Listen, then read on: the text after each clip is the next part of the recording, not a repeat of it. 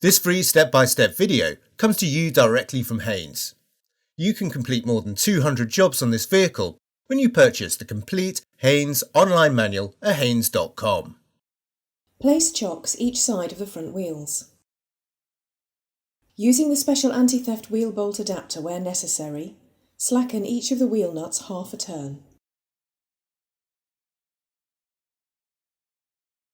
Position the jack head under the reinforced section of the door sill flange, then raise the vehicle until the wheel is clear of the ground. Support the vehicle with an axle stand under the reinforced section of the sill flange.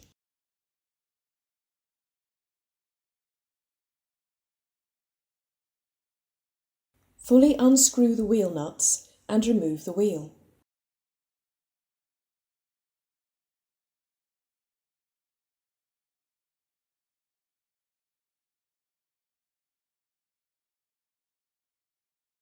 Hold the lower guide pin stationary with an open-ended spanner, then unscrew the lower guide pin bolt.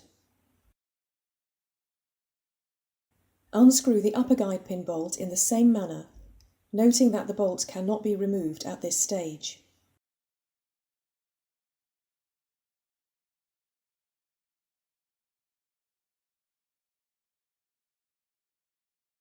Slide the caliper from place and suspend it from the suspension strut using wire to prevent straining the rubber hose.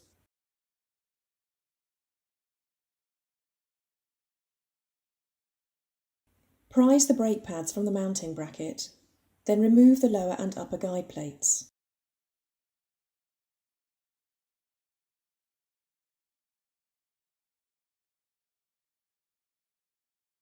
Measure the thickness of the pad friction material.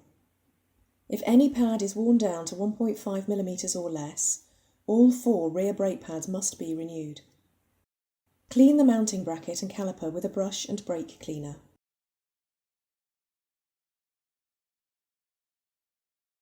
Check that the guide pins slide easily without excessive play, and that the rubber gaiters are intact. If new pads are being fitted, the piston must be fully pushed back into the caliper body. To prevent dirt from being forced back up into the hydraulic system, apply a clamp to the rubber hose. Remove the dust cap and fit a spanner to the bleed screw. Attach one end of a plastic tube to the bleed screw, with the other end in a suitable container. The piston must be rotated clockwise at the same time as being pushed back. This is best achieved with a piston retraction tool, although it's possible using a sturdy pair of 90-degree circlip pliers.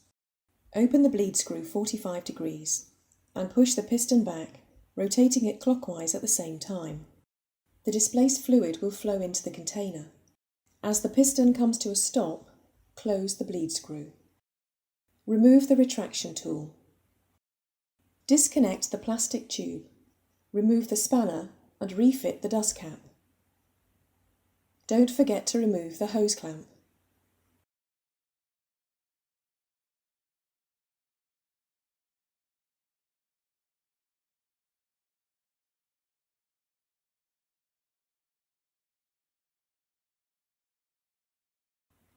Refit the lower and upper guide plates to the mounting bracket.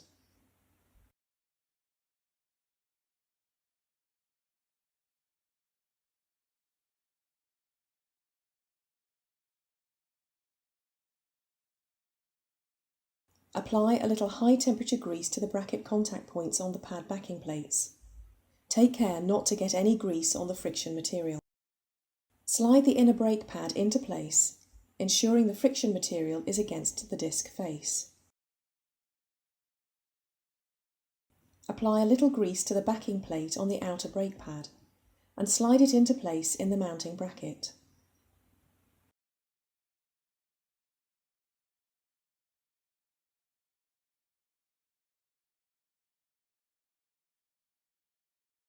Position the caliper over the brake pads, then screw in the guide pin bolts.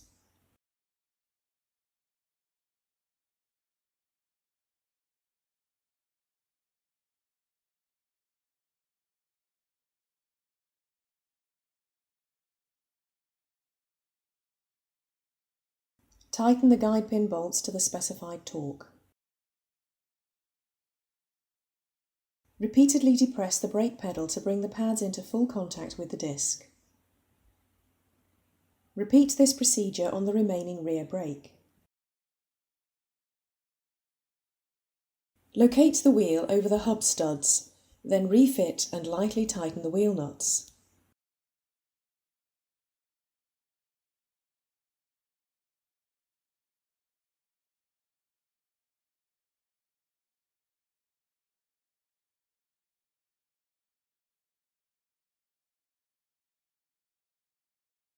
Remove the axle stand and lower the vehicle to the ground.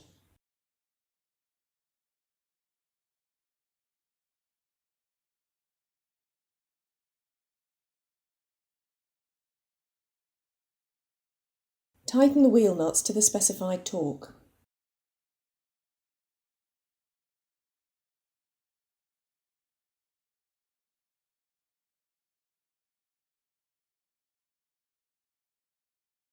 Don't forget to remove the wheel chocks. Upon completion, check and, if necessary, top up the brake fluid level.